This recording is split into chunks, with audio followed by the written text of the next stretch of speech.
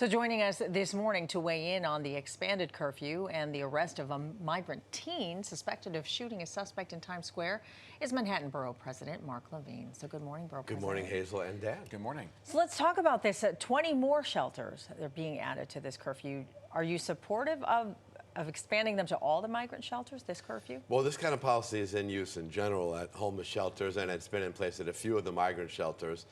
I guess the idea is that if a bed's not being used, they want to give it to someone else.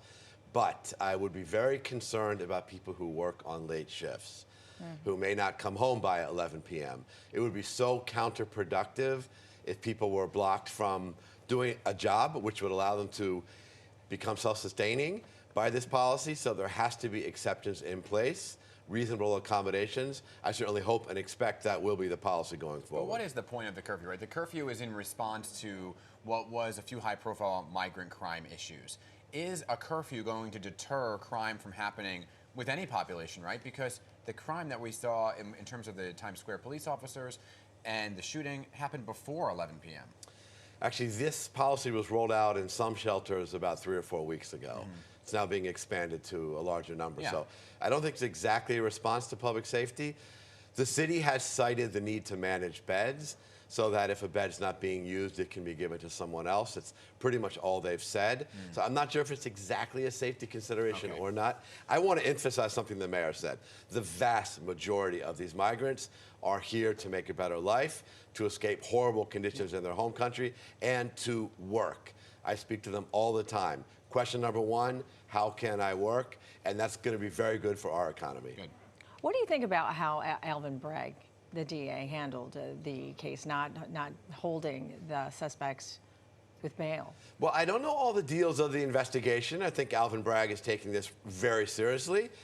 Obviously, to attack a police officer is an extremely serious offense, a bail-eligible offense. It has been applied in at least one case appropriately. I think the message has to be very clear. There should be very serious consequences if you assault a police officer. What's the consequence? You say deportation?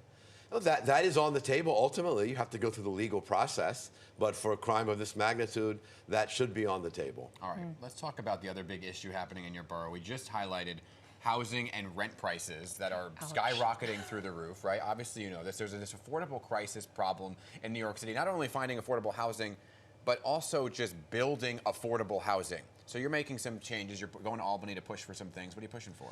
You know, there's new data that came out last week about vacancy rates. And the vacancy rates on apartments of 1,600 or less is 1%. For apartments of 1,100 or less, it's 0.39%. I thought this was a typo. It is almost impossible to find affordable apartments. Yeah. And people think, well, can't the city just fix that? Actually, the state needs to step up for many, many reasons. People love this idea of converting vacant office buildings to apartments. Great possibilities there. We need a program from the state if we're going to get affordable units out of that. People say, can't you just build apartment buildings a little bit bigger, make them a little bit taller? Well, the state has a limit right now. We need their permission on that. Can't you just give some sort of tax benefits if developers include affordable apartments when they build? Again, the state controls the tax code. Well, what if the landlord might double my rent when my lease is up? Well, the state writes the rent laws. So for all these reasons, we need state action. We have a shot now, between now and when the budget's due on April 1st. So we're going to be pushing very, very hard in the weeks ahead. We're going to be going to Albany. We need the state to pass pro-housing laws. We need it now. You know, everything in this city seems to be going up. And even coming into the city is going up. I mean, we're talking about congestion pricing, hearings beginning on that. Do you feel like there's going to be even more delays on this now? Well, the policy is set to go in effect in April.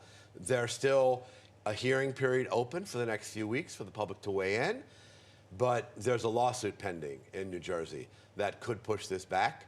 Again, on Staten Island. And Staten Island, yes. So the exact timing is unclear, though probably will be implemented in the next few months. Look, we have a congestion crisis in Midtown and downtown. Right now, crosstown buses are moving at less than walking speed. Response times for ambulance, fire, police are getting longer and longer. That's dangerous. And then we have a funding crisis underground. Subways need new signals, modernized stations, new subway cars. So congestion pricing would address those things. Now, there are questions still about the timing of peak and off-peak, the exact fees, the exemptions. The public can and should weigh in the weeks ahead. But ultimately, we need to address these serious transportation crises in our city.